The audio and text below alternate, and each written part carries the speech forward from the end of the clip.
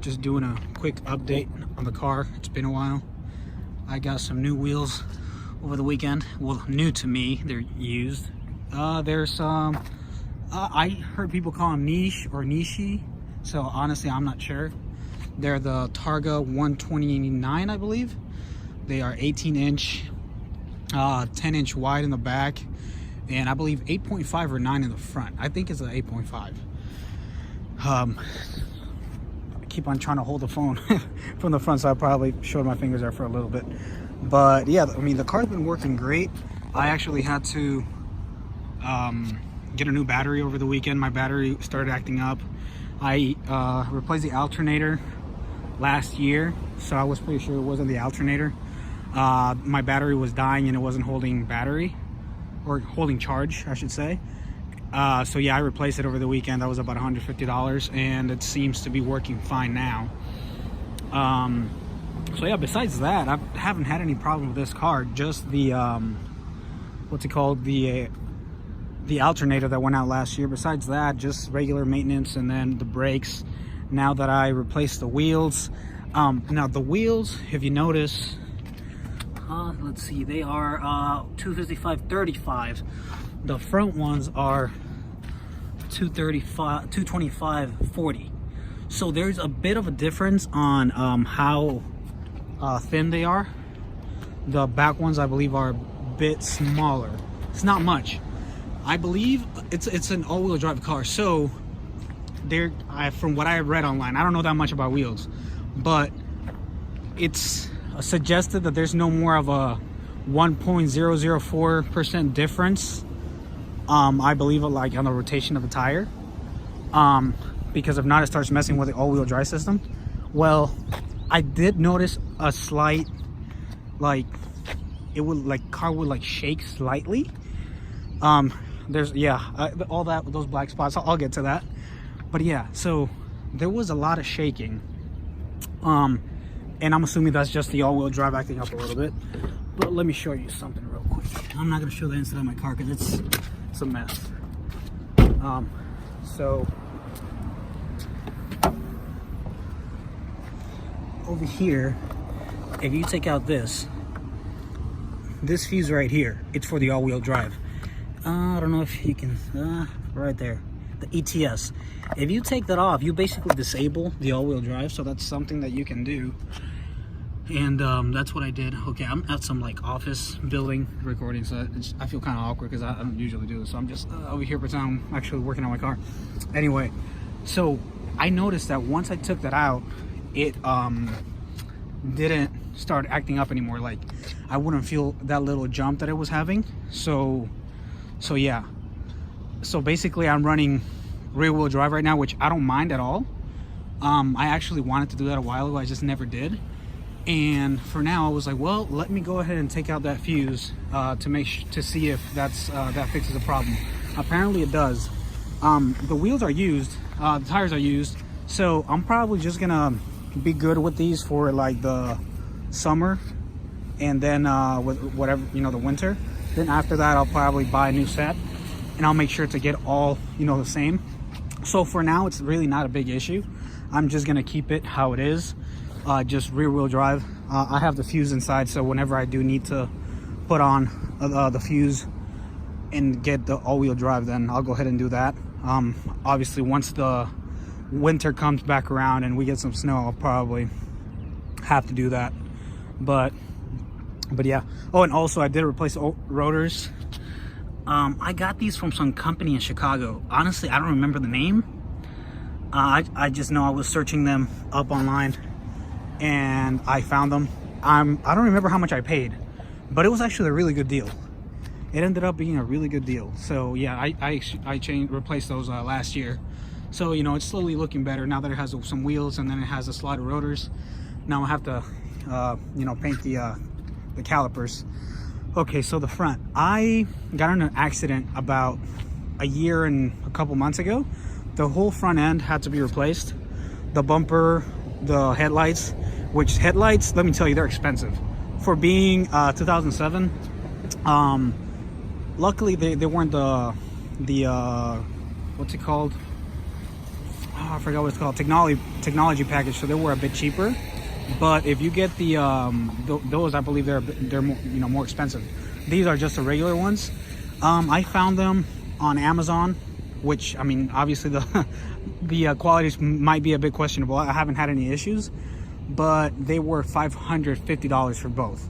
So yeah, that is a bit expensive. I've seen headlights for older cars that I've had, and they were about $200, $250. So when I saw $550 for these, I was like, oh man, it's pretty expensive. So yeah, I replaced that.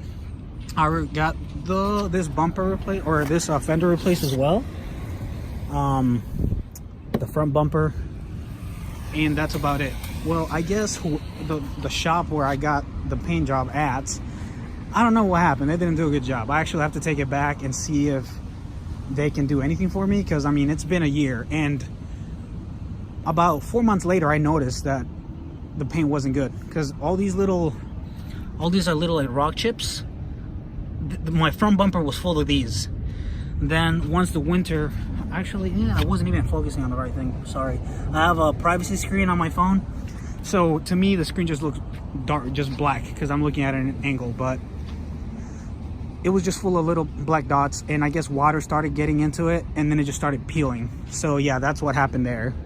So hopefully they can do something for me, because I'm sure they would hate, if they try to screw me over, I'm sure they would hate for those pictures to go on Yelp or on their what's it called, on their Google, on the if you go to Google Maps and you can see the reviews and all that. Anybody that sees those pictures of a year later, I'm sure they wouldn't want to get their car painted there or fixed. I've never had an issue with them, so I hope that they take care of me, because that's like my designated shop. I always go there. So hopefully everything is, they take care of it and say, you know what, we'll take care of it. That's it. They probably just didn't do a good job with the clear coat.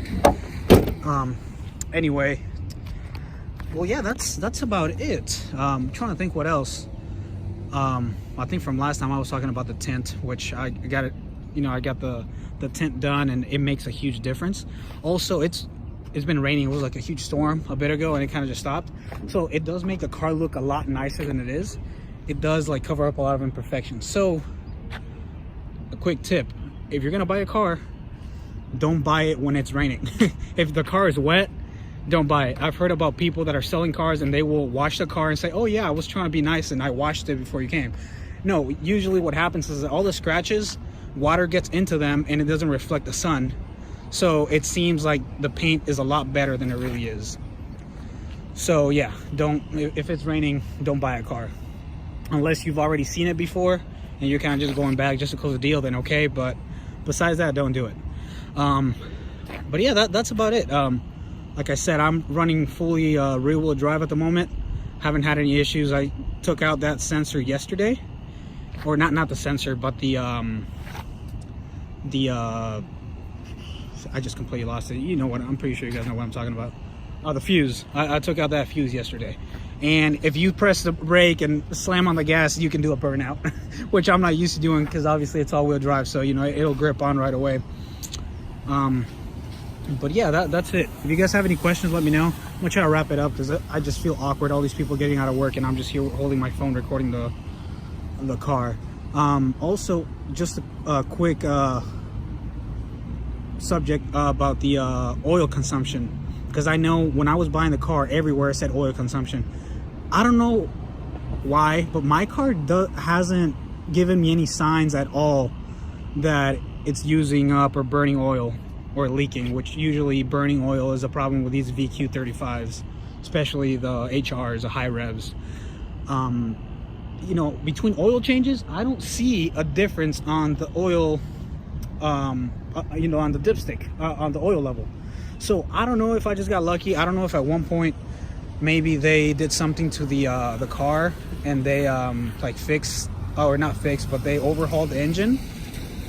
I have no idea. But my car has 183,000 miles, so you would think that if it's burning oil, it would really show it, right? Especially at 183,000 miles, but apparently it's not. So I don't know, maybe I just got lucky. But yeah, if you guys have any questions, just shoot a comment. I might leave my Instagram. Might be a bit easier to reach me through there. Just send me a DM. And you know, any G35 questions, just send them my way. I'm not an expert on cars. I try to learn as much as I can on the cars that I own. And all I can say is that it's a great car. I haven't really had any issues, especially anything major at all besides the alternator, which that wasn't anything huge. Now, when I fixed the front, that, you know, when I got in an accident, I only had liability. So I had to pay for everything out of pocket, you know, myself. And yeah, it was expensive. The parts are pretty expensive. Obviously not Mercedes, BMW expensive, but they are more expensive than an American car or just typical Honda, Acura. So, you know, be prepared for that. Gas, in the winter, I probably get about 15 miles to the gallon. In the summer, when it's all highway, maybe I would say 90% highway, 10% just the city driving, since I live right off the highway and my job is right off the highway. I get about 19 miles to the gallon, 20 at best. Yeah, it is an all-wheel drive, but of course, while there's grip in the rear wheels, the all-wheel drive isn't kicking in. So yeah, I've had people tell me like, oh yeah, it's an all-wheel drive. Well, yeah, but even, you know, just regular driving, as long as you're not stepping on it, for the most part, it should give you about the same thing as a rear-wheel drive G35. Can't expect it to be 100% the same, since I know there is a tad, like, bit of a difference on the weight, since it does have the all-wheel drive system, but it shouldn't be that big of a difference. But of course, in the rain or in the snow, it will make a difference, since you probably have the all-wheel drive system working a lot more.